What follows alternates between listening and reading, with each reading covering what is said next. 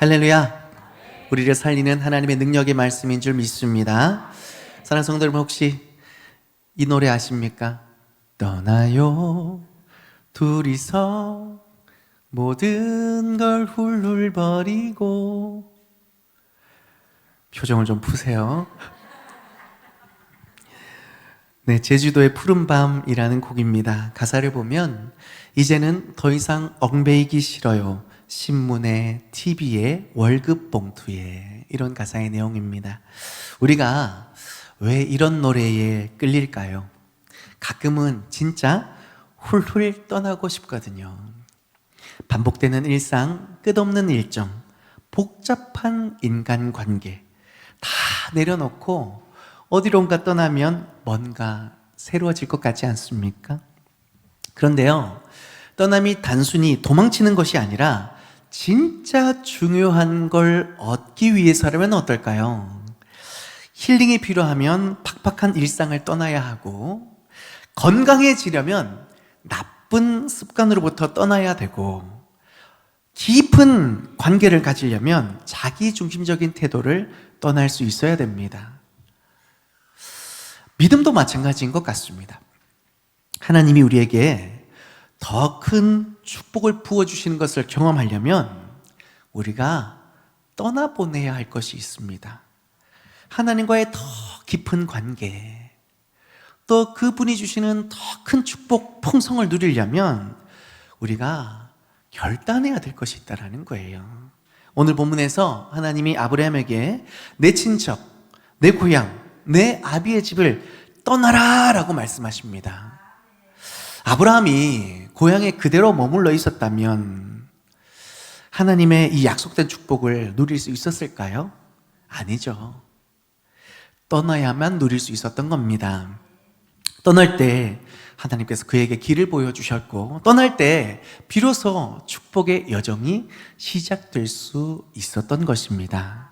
다시 말해서 떠남이 없으면 새로운 영적 체험이 없습니다.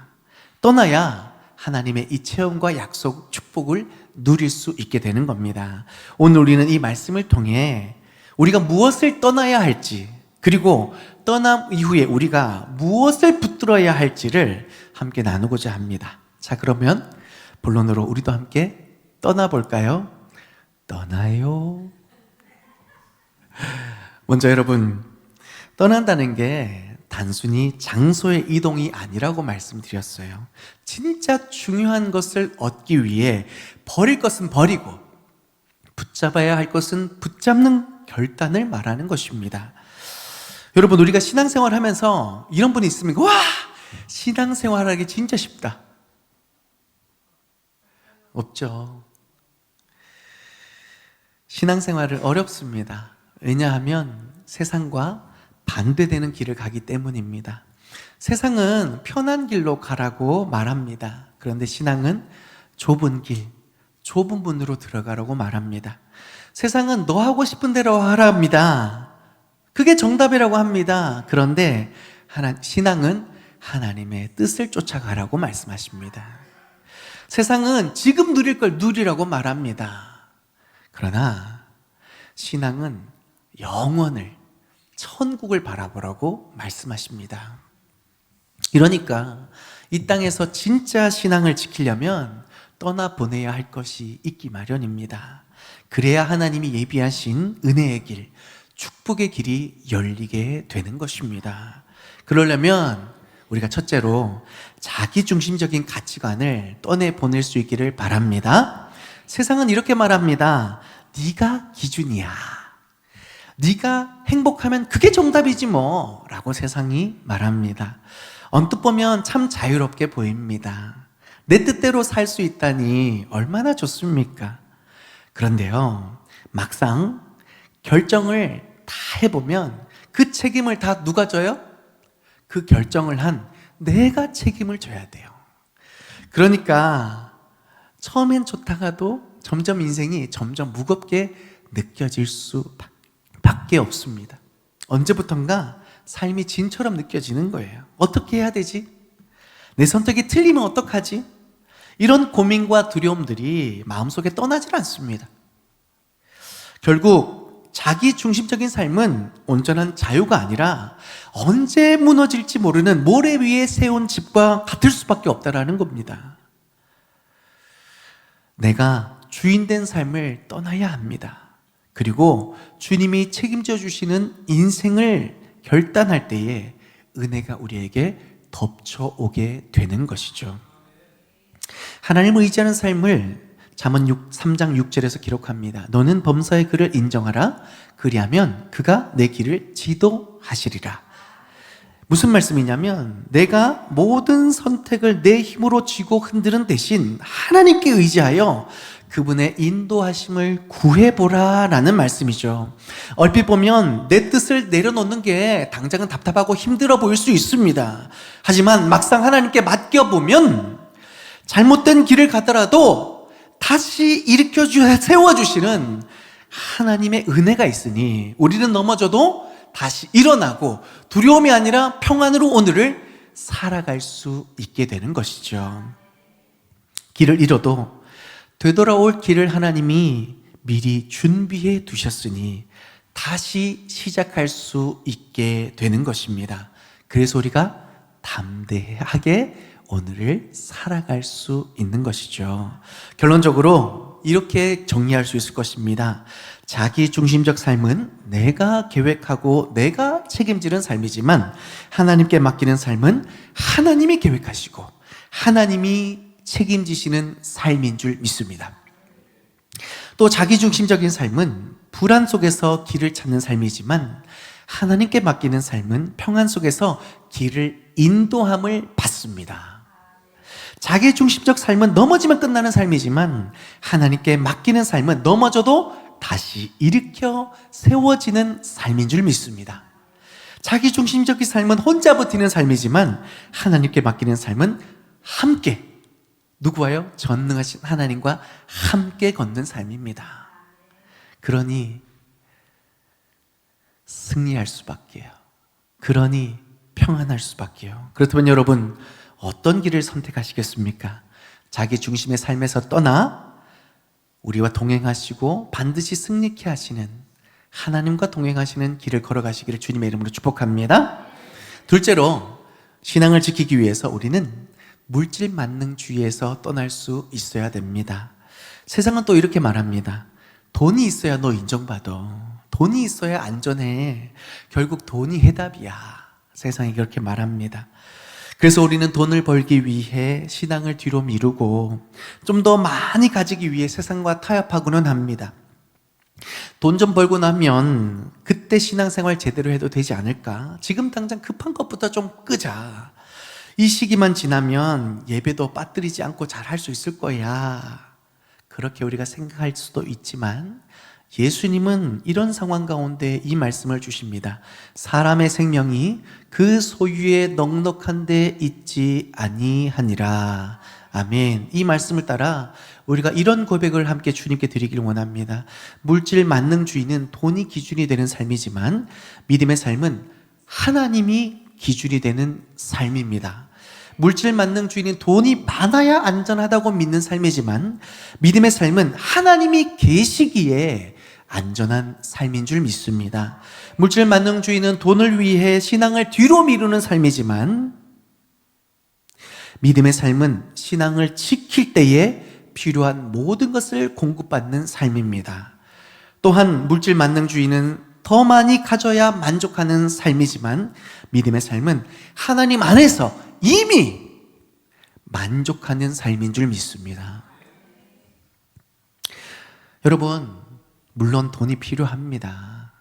그러나 돈은 수단이지 목적이 되어서는 안 됩니다. 그런데 돈이 우리의 주인이 되어서 안 된다라는 것이죠. 하나님보다 돈을 더 의지하는 삶에서 떠나실 수 있기를 바랍니다. 그럴 때에 참된 자유와 참된 행복과 변하지 않는 만족 가운데 우리는 온전한 믿음의 삶을 지켜낼 수 있게 되는 줄 믿습니다. 마지막 셋째로 죄와 타협하는 삶을 우리는 떠나야 합니다. 뭐와 타협하지 말라고요?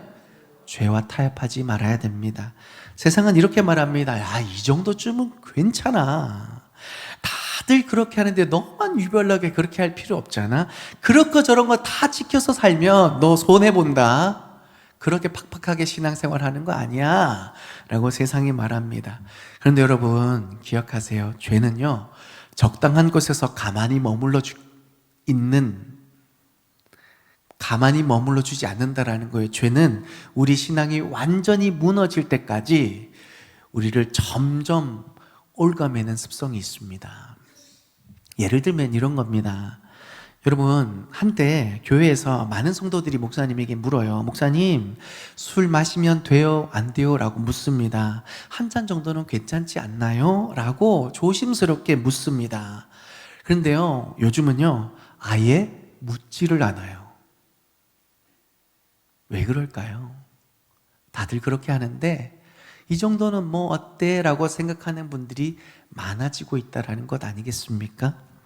이것이 죄의 특징입니다. 조금씩 허용하다 보면 어느새 깊이 빠져들고 우리의 신앙은 무너지게 돼 있습니다. 여러분, 거짓말도 처음에는 사소한 핑계로 시작됩니다.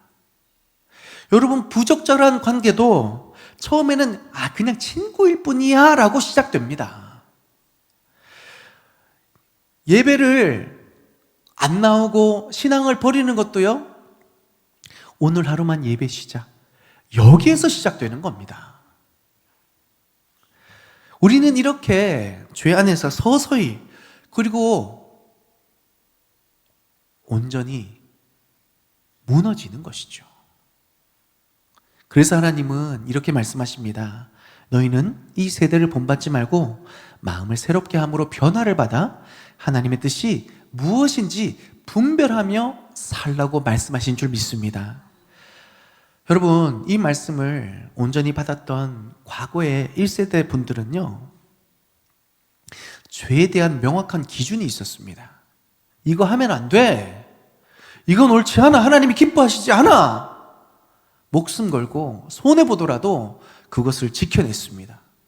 근데 요즘은 어떻습니까?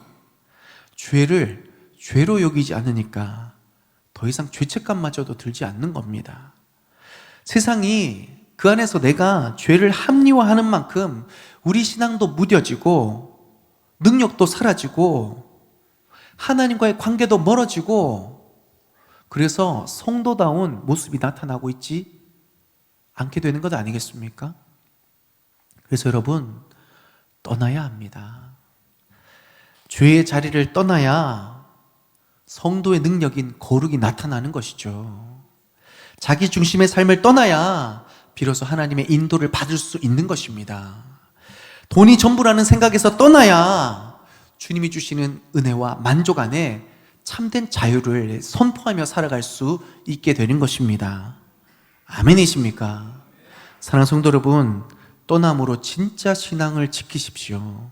그리고 하나님이 예비하신 축복의 길을 열어가시는 저와 여러분이 될 수 있기를 바랍니다. 둘째로 우리가 살펴볼 것은, 떠남 이후에 우리는 반드시 예배가 우선이 되는 삶을 살아가야 합니다. 뭐가 우선이 돼야 된다고요? 예배가 우선이 돼야 됩니다. 아브라함이 말씀을 따라 가나안 땅에 도착했습니다. 그러면 와, 이제 내 땅이 많겠지라고 생각하고 가나안 땅을 딱 쳐다봤는데 그 땅에는 이미 장대한 가나안 족속이 그 땅에 빽빽하게 진을 치고 있었습니다. 아브라함은 땅도 집도 절도 없습니다. 그때 아브라함의 마음이 어땠을까요? 이랬을 겁니다. 하나님, 말씀에 순종해서 왔는데 이게 무슨 상황입니까? 내 집 어디 있습니까? 내 땅 어디 있습니까? 원망하는 마음이 충분히 들었을 겁니다. 그런데요, 아브라함이요, 원망하는 것이 아니라 무엇을 선택합니까? 예배를 선택합니다. 이 땅을 내 자손에게 주리라, 이 하나님의 말씀을 믿고 그 하나님을 기억하고 그 하나님 앞에 영광 돌리고 내가 주님 붙들고 살겠습니다 라는 믿음의 고백으로 예배를 먼저 결단했던 것입니다. 현실은 변한 것이 하나도 없었습니다. 그럼에도 불구하고 아브라함은 그 하나님의 선하심을 믿었기 때문에 예배로 나올 수 있게 된 것이죠. 우리는요, 삶이 팍팍하면, 문제가 생기면 제일 먼저 예배를 미룹니다. 좀 더 여유가 생기면, 이 문제가 해결되면 예배 가야지. 이거 먼저 해결돼야 내가 예배를 할 수 있겠다라고 오해합니다. 아니에요, 여러분. 예배가 먼저 되어야 합니다. 예배가 우선되었을 때에 우리를 찾아오시고 손 내밀어 주시고 어찌해야 될지를 알게 해주시고 다시 일어날 힘을 공급해 주시는 그 하나님을 예배 가운데 만났을 때에 문제를 해결할 힘이 내 안에 일어나게 되는 것이죠. 여러분, 이것 정리되면 예배하겠다. 한번 생각해 보세요. 우리의 인생에 완벽하게 모든 것이 해결된 적이 있으십니까? 아니에요. 하나 일 끝나면 더 큰 일이 우리에게 불어닥치지 않습니까? 하나 문제를 해결하면 이제 좀 쉬겠네 하는데 얼마 가지 않아서 야, 이거 어떡하냐 라는 그 순간이 우리에게 찾아오지 않습니까? 그 문제를 해결하고 예배 올 수 있다고요? 아니에요. 예배를 통해 그 문제를 해결할 힘을 하나님으로부터 받았을 때에 어떤 문제를 만나든 우리가 흔들리지 않을 수 있는 거죠. 그래서 하나님은 먼저 예배하라고 가르쳐 주신 겁니다. 그래서 마태복음 6장 33절에 너희는 먼저 그의 나라와 그의 의를 구하라. 그리하면 이 모든 것을 너에게 더해 주시리라. 아멘이십니까? 우리가 해야 할 것은 문제의 해결이 아닙니다. 우선순위를 결단하는 것이죠. 내가 먼저 해결책을 찾는 것이 아니라 하나님을 먼저 찾는 것이 중요합니다. 상황을 바꿀 방법을 고민하는 것이 아니라 하나님 앞에 맡기는 것이 중요합니다. 예배 속에서요. 먼저 그의 나라와 의를 구한다는 것이 바로 이거 아닙니까? 아브라함이 한 것도 이런 것입니다. 그는 먼저 땅을 차지하려고 애쓰지 않았습니다. 정착할 계획을 먼저 세운 것이 아닙니다. 먼저 그를 여기까지 인도하신 하나님을 예배했던 것입니다. 그리고 하나님께서 어떻게 내 삶을 인도하실까 바라보았던 것이죠. 이처럼 예배하면 이런 하나님의 인도함을 받습니다. 믿지 않는 사람들은 또 우리 중에 몇 분들은 이런 질문을 던질 겁니다. 아니 목사님 예배한다고 뭐 이렇게 달라지지도 않는데 뭐 이렇게 예배가 중요합니까? 라고 생각하는 분들이 분명히 있으실 거예요. 여러분 예배하면요 몇 가지 달라지는 게 있습니다. 첫 번째는 시선이 바뀝니다. 문제에만 초점을 맞추었던 내가 하나님을 만나고 나니까 문제가 아니라 하나님을 바라보는 시선이 달라지는 겁니다. 여러분 문제에 초점을 맞추면 문제가 더 커질 수밖에 없죠. 그런데 하나님께 초점을 맞추면 하나님이 이 문제를 해결해 주시겠구나. 문제가 아니라 문제가 은혜가 되는 겁니다. 이 문제를 통해서 하나님께서 어떤 일을 행하실까 기대하게 되는 거죠. 인생은 해석이 중요합니다. 어떻게 바라보고 해석하느냐 받아들이냐가 내 삶의 과정과 결론을 바꿔놓게 되어 있습니다. 그러니 시선이 달라지는 것만 해도 우리의 삶의 결론이 어마어마하게 바뀔 수 있는 것이죠. 여러분 그리고 예배하면 평강이 임합니다. 여러분 그런 적 많으시죠? 세상에서 여러 가지 문제를 만나다 보면 밤새도록 잠이 안 올 만큼 두려워지고 원망이 되고 여러분 그거 어떻게 떠나보낼 수 있습니까? 내 힘으로 안 됩니다. 주님이 공급해 주시는 은혜가 나를 온전히 사로잡을 때에 비로소 우리는 깊은 잠도 들고 평강 가운데 내가 오늘 해야 할 일을 감당할 수 있게 되는 것이죠. 그 평강 누가 주십니까? 하나님이 주십니다. 그러니 우리는 먼저 예배할 수 있어야 된다는 겁니다. 마지막으로 셋째로 예배하면 하나님이 때를 따라 공급해 주시는 은혜와 능력을 힘입게 됩니다. 여러분 상황이 바뀌지 않아도 괜찮습니다. 하나님은 여전히 우리와 함께 하시기 때문입니다. 여러분 오늘 한번 좀 결단해 보세요. 우리의 삶의 여러 가지 문제 또 만나고 또 만날 겁니다. 그때마다 뒤로 물러서지 말고 그때마다 내가 하나님께 해결받아야 되겠다. 새벽을 결단하고 금요 성령 기도에 결단하고 주일 예배 무엇보다도 결단하면서 여러분 그냥 머물러 있지 말고 간절하게 찬양하고 기도하면서 아멘 아멘 해보세요. 그 영혼을 하나님이 그냥 두시겠습니까?